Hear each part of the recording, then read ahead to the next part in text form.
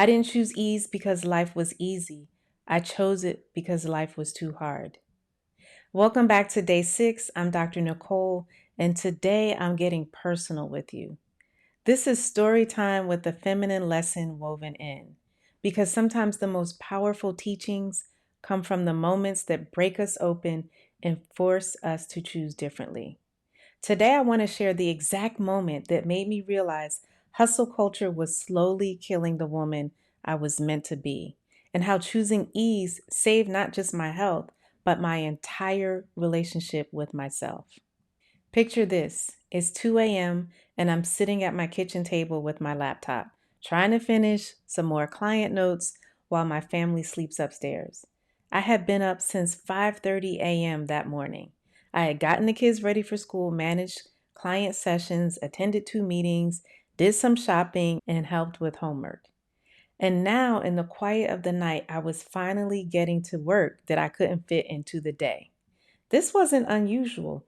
This was my normal. I was the woman who had it all together on the outside.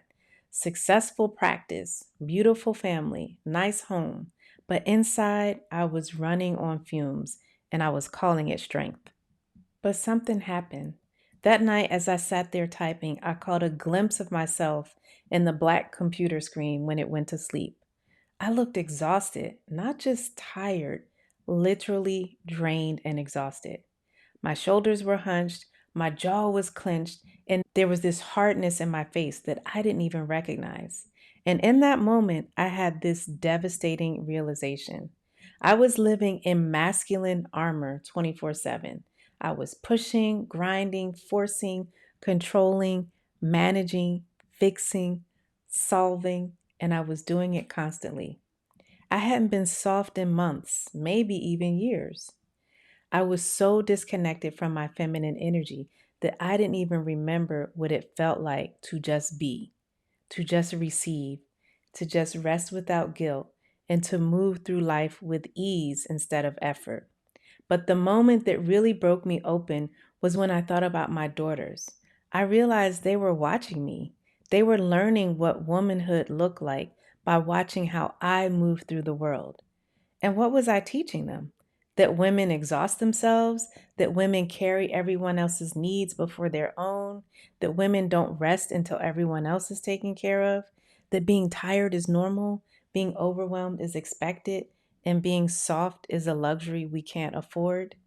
Was I teaching them not to speak up and communicate my needs? I started crying right there at the kitchen table because I didn't want them to inherit this. I didn't want them to think that hustle culture was the price of being a successful woman. That night, I made a decision that changed everything. I closed my laptop. I almost slammed it. I didn't finish the notes. I didn't push through. I didn't tell myself just 30 more minutes. I went upstairs, got in bed, and whispered to myself, this stops here. Not tomorrow, not after this project, not when things slow down. Here, now, and tonight. I decided I was going to learn to live with ease instead of effort, and I was going to reclaim my softness. I was going to model a different way of being for my daughter. And it's as if my husband heard me. He turned over and said, I'm so glad you're finally here. Here's what I learned. Burnout is a teacher. Your body always knows before your mind does. It starts with little signals. You're more irritable. You're getting sick more often. You're not sleeping well. You're craving sugar or caffeine constantly. But we ignore those signs. We push through. We tell ourselves we're fine. And then one day we're not.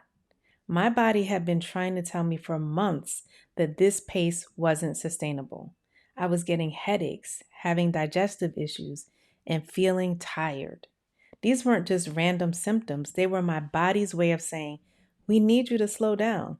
But I had been so disconnected from my feminine intuition, so stuck in my head and my to do list, that I couldn't hear what my body was trying to tell me.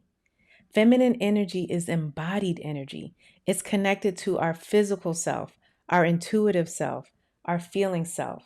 When you're constantly in your head, constantly pushing, constantly doing, you lose that connection. Here's something I had to face. My hustle wasn't just about being ambitious, it was about being afraid. We learn to overwork to avoid being overlooked. We learn to be indispensable so we won't be abandoned.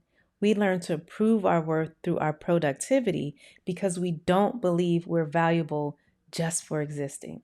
For me, hustle culture was trauma disguised as ambition. I had learned early that love was conditional on performance, that I was only as valuable as what I could produce, what I could achieve, and how much I could handle. So I became the woman who could handle everything, the woman who never said no, the woman who made everyone else's life easier while making my own life more difficult. But that's not strength, that's just survival. True strength is knowing when to rest. True power is being able to receive. True success is creating a life that doesn't require you to abandon yourself to maintain it. Now, let me be clear about something. Choosing ease doesn't mean becoming lazy or giving up on your goals. Ease is not the absence of effort, ease is aligned effort. Ease is regulation, managing your nervous system so you're not constantly in fight or flight mode. Ease is rest, giving your body and mind the restoration they need in order to function optimally. Ease is resonance, doing work that feels aligned with who you are instead of who you think you should be. Ease is also alignment, making choices based on your values and intuition instead of external pressure and expectations. When I started living with ease, I didn't become less productive. I became more effective.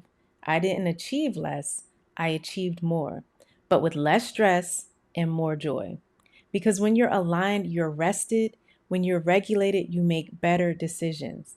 You have more energy and you attract opportunities instead of pushing them away or chasing them. The most important thing I learned is that softness is a reclamation.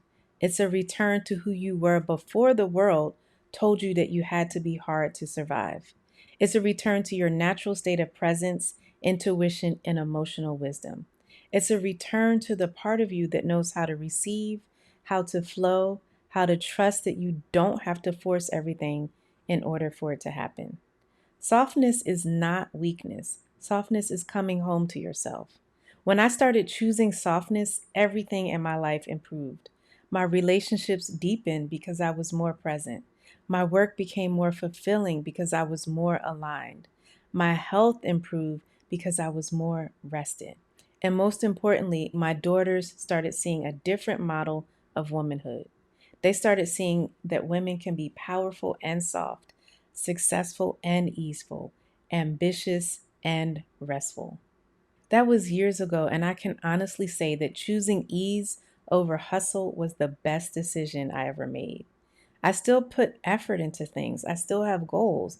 I still push myself to grow, but I do it all from a place of alignment instead of anxiety, from a place of presence instead of pressure, from a place of love instead of fear. And the woman I am today, the soft, regulated, easeful, feminine woman, she is so much more powerful than the hustling, grinding, forcing version of myself that I used to be. I want you to know that your softness is waiting for you. It's been there all along, underneath all the armor that you have built up to protect yourself. You don't have to wait for permission to choose ease. You don't have to wait for life to slow down. You can make that choice right now in this moment. Hit subscribe so we can glow up together over these 100 days. Tomorrow is day 7, the soft power pause, a 3-step reset. I'm going to give you a practical tool you can use anytime you feel yourself slipping back into hustle mode. Tell me in the comments, what would choosing ease over hustle look like in your life right now? I'll see you tomorrow. I'm Dr. Nicole.